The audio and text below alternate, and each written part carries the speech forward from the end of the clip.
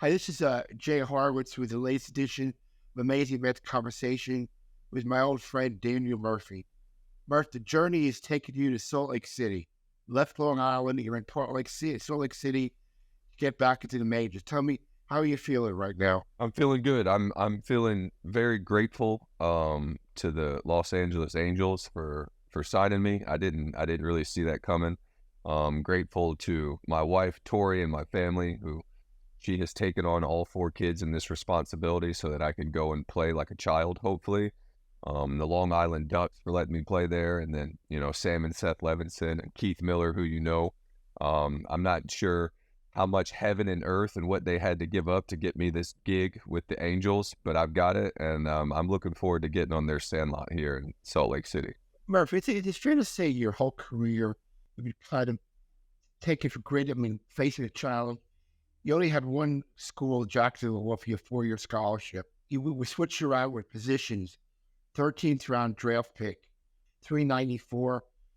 You feel like you've had to prove yourself? It is challenge, it's just another little line of challenges to prove yourself.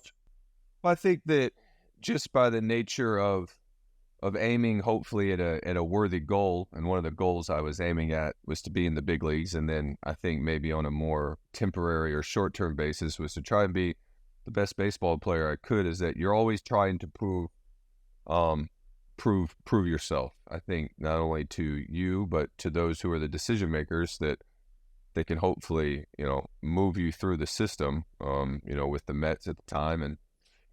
And I think I would say as I've gotten older, it's more been picking worthy goals on a short and long-term basis, and then trying to pursue them admirably is what I've been aiming at. And I think naturally by doing that, you're trying to prove yourself. With the Ducks, 330, 17, 18 RBIs, couple of home runs. Did that go as well as expected? Because you really hadn't played for 2 years, right? You were 2020 with Colorado, you were 21, 22.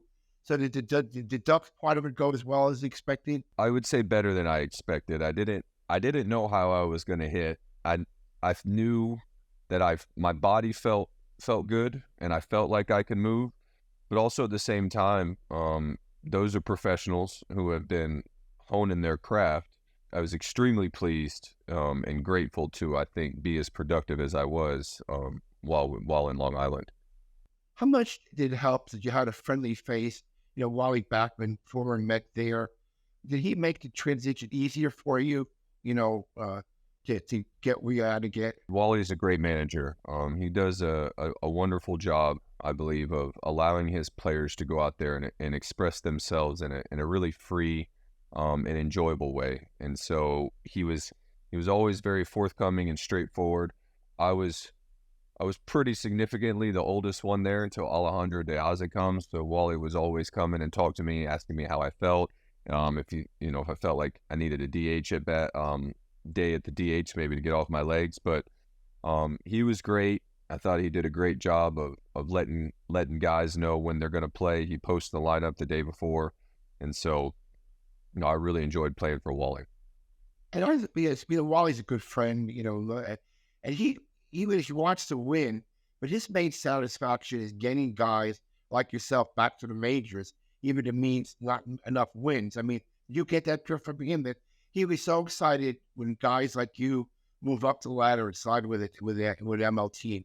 Yeah, I think that he said that even at the beginning, he would talk about just how many guys and how many players had come through Long Island, and while he was there, that had become affiliated again and also gotten back to the major leagues. I believe only a few days after I left, Danny Hechavarria, who played shortstop for so long with the Marlins, he signed with Kansas City, and you could see how happy and excited Wally would get when he would talk about the players who had come through and were able to get affiliated again, and he gets a great amount of joy from that. Murph, you retired in January 2021, right?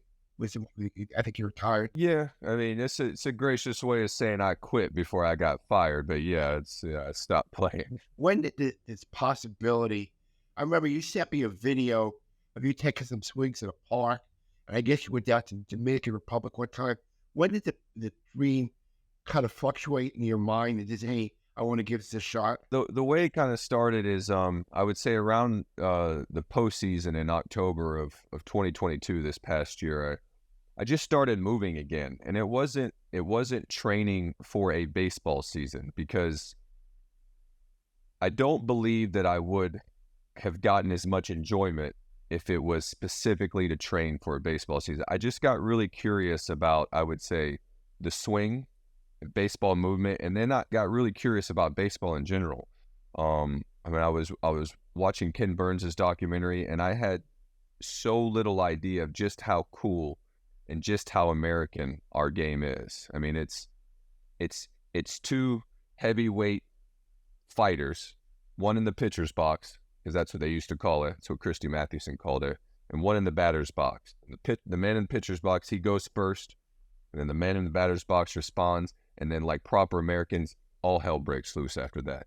The ball goes, we're running the bases, people are yelling, and I just didn't really realize that. And so as I got into it, I was moving good. My body felt good, and I continued to try and test it as if I was in an off season. So I hit off the tee. I would take batting practice.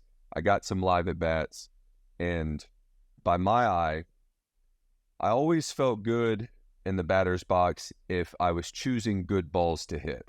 And Ted Williams asked Roger Hornsby one time what the key to being a good hitter is, and Roger Hornsby told him, get a good ball to hit. And it made so much sense to me. And so as I was taking these at bats, I said, man, I'm choosing good balls. I don't know if I'm going to go fast enough to really be productive, but the next place to test it would have been live at bats against professionals. And fortunately, the Ducks gave me that chance. And so I would say it spawned more out of curiosity than a desire to get back and play professional baseball. Let me tell you where other people might have did not believe it. 2015, you hit a home run 6 consecutive postseason games. They had an RBI at 7. Next year, the Mets don't sign you. And a lot of people say, well, he won't get that power stroke. That was a blip in the thing. Well, the next 2 years, I think you hit 48 home runs, drove close to 200 runs.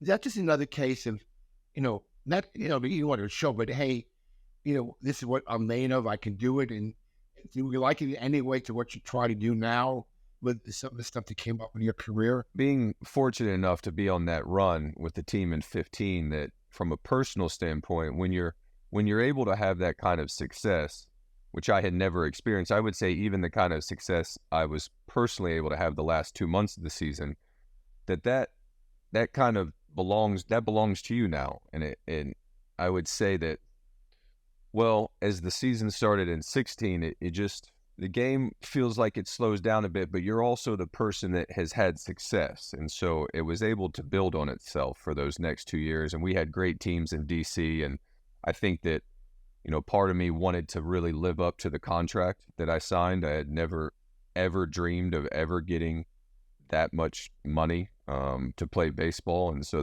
I really yearned to try to live up to that contract, and was fortunate enough to play well. And I think, this time around, I would say a lot of it has been gratitude as I talk about, being able to play with the Mets and the Rockies and the Nats and the Cubs. Is the things that baseball has afforded me and my family make me extremely grateful.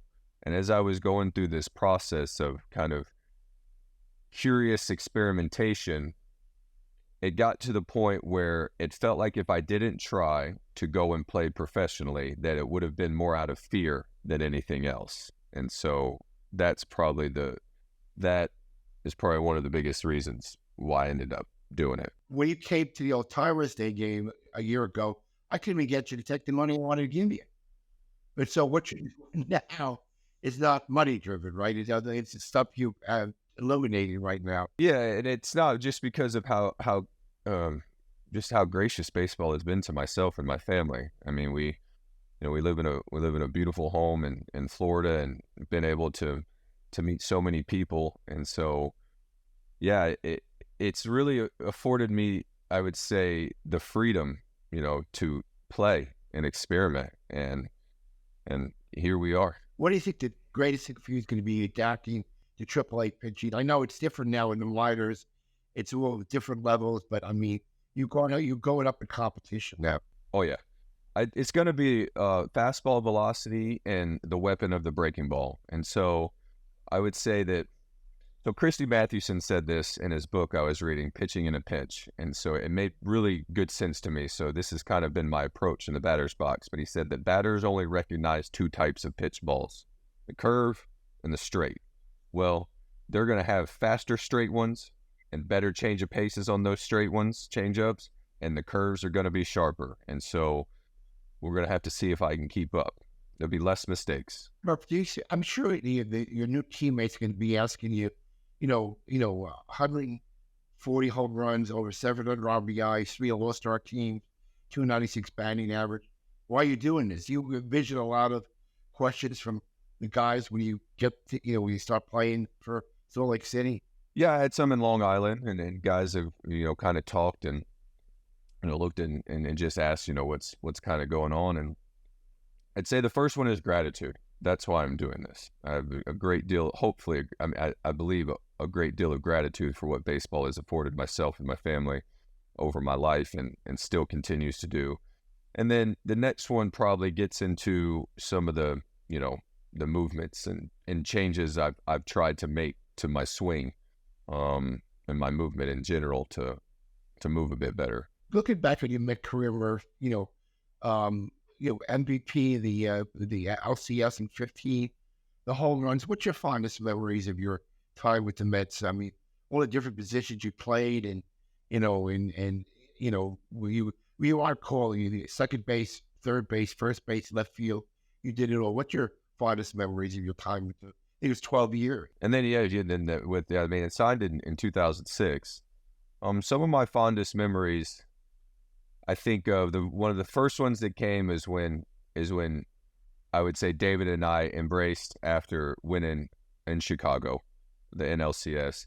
Another one was Familia almost picked me up in Dodger Stadium, I think, after game 2 that we won, and then we went into the line and we used to do this thing like inside the penthouse that year, and he grabbed me like a big bear, and then. I think of Ruben Tejada. I just got to hug his neck. He and I crossed paths in Long Island. I was heading out, and he was heading in, and Ruben and I were together. The first instructional league I was there in 2006, and Wilmer Flores, and I think of Lucas Duda, and so, those are some of the memories I probably that come to first. But my fondest memory is you when you went from first to third. I think it was in the game 5, and no one expected you, and got to third base, and you made the Murph, the base stealer. That's been my favorite play, I would say, so far.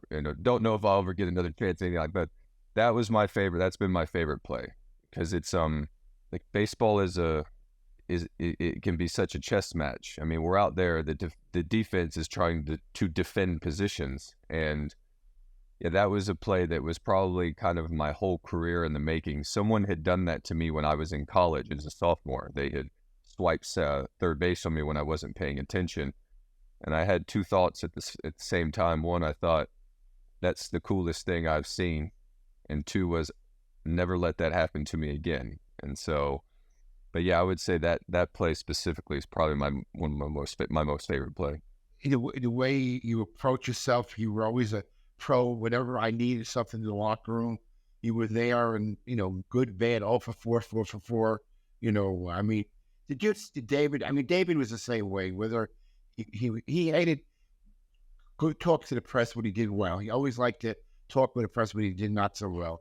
I mean, how did you maintain that stuff through your career? Is always being available and stuff. I had started with the Mets early in the minor leagues. They prepared us, I think, really admirably and well for New York City and what it was going to bring should any of us be fortunate enough to make it to the big leagues and make it for an extended period of time. And it was accountability. And so, used to talk about better to be at your locker and speak for yourself, especially in a situation that didn't go your way, than to allow someone to speak words for you. And then when I got there, that's what David was always at his locker. He was the one when we weren't playing well that they went to. They weren't coming to my locker when we were in a rough stretch. They were going to David to see, how things were, and he was always accountable. He was always in the lineup, and David taught me how to be a pro. Like, this is what it looks like to post every day. This is what it looks like to be at your locker at the end of a game, and to be accountable, to be a good teammate. And I have just such admiration for David, and I've taken so many things from him. Murph, you give us any time thing now. I mean, you were with the Ducks with like 35, 36, 37 games. Are you going to give it any time? When will you know? You're not going to have to go 0 for 3. I'm sure you're not going to quit. I mean, but how long when you know in your head whether this is going to work or not? Yeah, I'm not sure exactly how long I'll know, and I don't want to put a specific time frame on it. One of the things that I've tried to really do is that I want to show up to work every day. I want to show up to the Sandlot and enjoy my work and enjoy my labor. And as long as I'm showing up and enjoying myself, and the responsibility on Tori, my wife, isn't too heavy for her to bear. We have 4 children, and we got a 6-month-old, and infants are always right. You know what I mean? And it's better for infants to always be right with 2 people there, if you can do it, than with just 1. And so, I'm overly grateful for the Angels, and I'm going to give them everything I have, and I hope I'm productive, and we'll see where that lands. Speaking to the Angels, I know it's down the road, but how cool would it be to be a teammate of Ohtani and Mike Trout? You mean Babe Ruth and Roger Hornsby? Yeah, that would be pretty cool. That's what my son Noah, who was on the plane with us, he was a bit smaller then, but he goes, Dad, I want to meet Mike Trout. And I was like, yeah, Dad wants to meet Mike Trout too. I mean, have you followed closely what Ohtani's done this season? He hasn't gotten out in 3 weeks. And that I got a chance to watch him play the Texas series, and then they just went to Kansas City, and man, it's so impressive. And then when you just think about the load that he has to take on, because he has to prepare himself every day to pitch every 5th day, and then he's taking 4 or 5 at bats every single night, so he has to keep his body sharp for that. I underestimated, just how. I wouldn't say how good he is, but just how much I should try and watch him, and how unique this situation of what he's doing is. Hopefully, we're not doing this situation to be his teammate. Before I get to talk what piece of football with you, big Jaguar fan, what do you think your outlook's in for your team this year?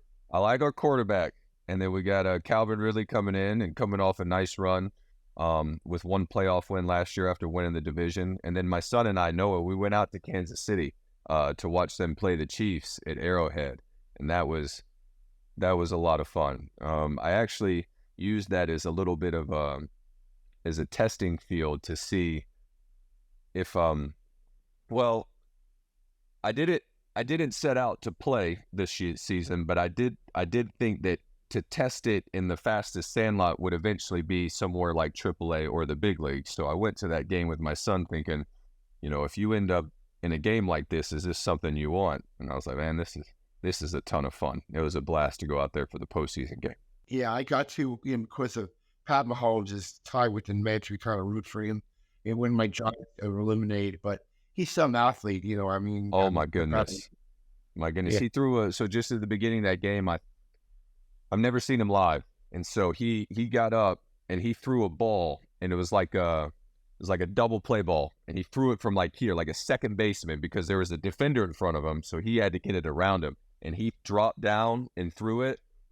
And I remember thinking he's playing a different game, because that's just, most quarterbacks are kind of, they're right over the top, and if somebody's in front of him, maybe they try to loft it over him, and he just like created a different angle and dropped it right by his side.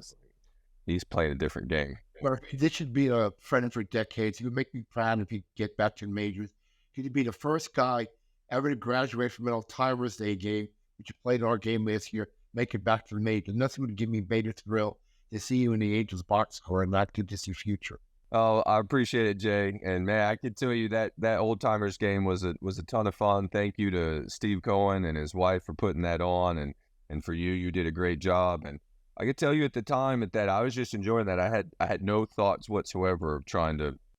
Really, even when you play, No, real. now I will say that I probably shouldn't underestimate maybe how much putting the uniform on again when I started doing this may have been like, oh, that was fun, but I don't, not at the time. This wasn't even a thought.